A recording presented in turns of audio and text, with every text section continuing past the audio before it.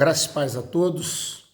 Continuamos nessa manhã de domingo com os nossos estudos na carta de Paulo escrevendo aos Efésios e, como eu prometi no domingo passado, hoje nós vamos falar de toda a armadura de Deus. Vamos ver se nós conseguimos terminar essa parte C do nosso estudo sobre a armadura de Deus. A palavra de Deus diz de Efésios 6, versículos 13 a 20, sobre a armadura de Deus. Tomai toda a armadura de Deus. A expressão aqui, toda a armadura de Deus, traduz a palavra panoplia, que é a armadura completa de um soldado romano pesadamente armado. A lição é que o equipamento é feito e fornecido pelo próprio Deus. Temos de vestir a armadura, pegar em armas e ir decididamente para a guerra contra as potestades do mal.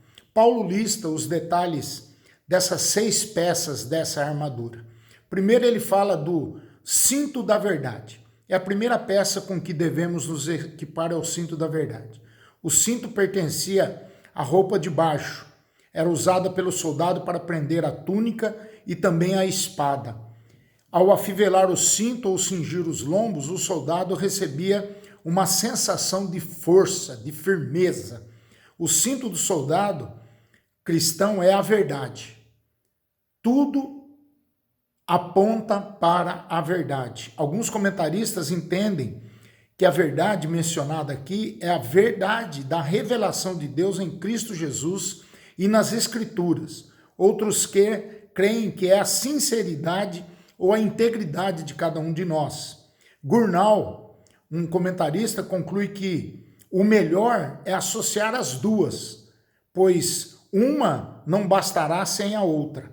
Lembremos, ser enganador, cair na hipocrisia, apelar para as intrigas e complôs é fazer o jogo do diabo e não podemos vencê-lo seguindo as suas próprias regras. Então, viver a verdade da revelação de Deus em Cristo Jesus nas Escrituras e ser sincero, ter integridade total.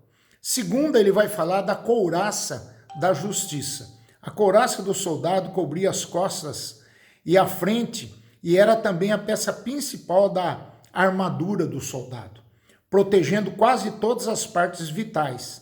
Na teologia aqui, Paulo vai nos mostrar que ninguém tem justiça própria, mas apenas a que vem do próprio Cristo. Ele é a nossa justiça, 1 Coríntios 1,30, 2 Coríntios 5,21, e somos justificados por meio da fé em Cristo, Romanos 5,1, texto bastante conhecido. Mas a fome e a sede de justiça, segundo Jesus, fazem parte do caráter do cristão, segundo lá as bem-aventuranças de Mateus 5, versículo 6. Então, assim, sendo toda a justiça de Cristo quanto a integridade de caráter, fazem parte dessa couraça, pois as duas juntas criam uma força impenetrável. Terceiro lugar, as botas do Evangelho da Paz. Stott, em qual nós baseamos o nosso estudo, ele menciona que os comentaristas concordam entre si que Paulo tem em mente a caliga, meia bota, que era feita de couro, deixava os dedos dos pés livres, tinha solas pesadamente cravejadas e era fixa nos calcanhares e nas canelas, na tíbia, com tiras de couro mais ou menos ornamentais. A caliga equipava os soldados para marchas longas e para tomar posição firmemente e evitava que os pés deslizassem, não caísse facilmente. O diabo odeia o Evangelho de Cristo, mas você deve amar esse Evangelho, revestir-se dele e nunca dele se envergonhar, de proclamar, de falar do amor e do Evangelho de Cristo. Paulo afirmou aos Romanos que o Evangelho é o poder de Deus, a salvação de Deus e a justiça de Deus. Romanos 1, 16, 17. Em quarto lugar, o escudo da fé. O escudo do soldado romano era longo e retangular. Ele tinha aproximadamente 1,20 m por 75 centímetros de largura. Cobria inteiramente o soldado. Ele servia para aparar as lanças e flechas incendiárias. né? Nesse versículo, o escudo que devemos embraçar ou sustentar com o braço é a fé, que significa compromisso e fidelidade com Cristo e a confiança no poder de Deus na hora da batalha. A Bíblia diz que Deus é escudo para os que nele confiam, e o salmista declarou: Deus é o meu escudo. Em quinto lugar, o capacete da salvação. O capacete era feito de metal resistente, tal como bronze ou ferro, mas havia um forro interno para tornar o peso tolerável. Salvação significa libertação, adoção, justificação, perdão, ressurreição, etc. E não há dúvida de que, ao saber que a nossa alma está segura em Cristo, não tememos a batalha, não tememos a luta, não tememos, pois ninguém poderá separar-nos do amor de Cristo, do amor de Deus que está em Cristo Jesus. Romanos 8, 31 a 39, aquele hino maravilhoso que Paulo escreve na carta de Paulo aos Romanos. A certeza da salvação é arma poderosa nas batalhas espirituais. Sexto lugar, a espada do Espírito, a palavra de Deus. O termo grego para espada aqui é makaira, que é a espada curta. Isso significa que você poderá ficar bem próximo do seu adversário. De todas as 6 peças da armadura, a espada é a única que pode ser usada tanto para a defesa quanto para o ataque. A espada do Espírito é identificada como a palavra de Deus, e nós encontramos o melhor exemplo de uso da palavra espada do Espírito, tanto para defender como para atacar, na tentação de Jesus no deserto, depois do batismo. Ele usou somente para a sua defesa, na tentação do diabo, somente a palavra de Deus. Ele não usou nenhuma palavra que fosse da sua cabeça, do seu instinto, do seu coração, não. Ele usou somente a palavra de Deus. Por isso, em relação à defesa, ele diz: está escrito, nem só de pão viverá o homem. Mateus 4:4. Ele também disse, em relação ao ataque: retira-te, Satanás, porque está escrito: ao Senhor teu Deus adorarás e somente a ele darás culto. Lembre-se aqui da visão que João teve de Cristo exaltado em Apocalipse 1, visto que da sua boca saiu uma espada afiada de 2 gumes. Apocalipse 1:16. E antes de concluir o assunto, Paulo menciona a oração. Talvez ela possa ser aplicada diretamente à armadura do soldado romano, mas o soldado cristão pode saber e tem que saber que a oração deve permear toda a guerra espiritual. Equipar-nos com toda a armadura de Deus não é uma operação mecânica, como dizia John Stott. Ao contrário, tudo deve ser feito na dependência do Espírito, na orientação e na presença do Senhor. Então nós encerramos hoje Efésios, a carta de Paulo a Efésios. A semana que vem a gente vai começar com Filipenses. E a gente encerra dizendo que lá no jardim do Getsêmani, Cristo disse: vigiai e orai para que não entreis em tentação.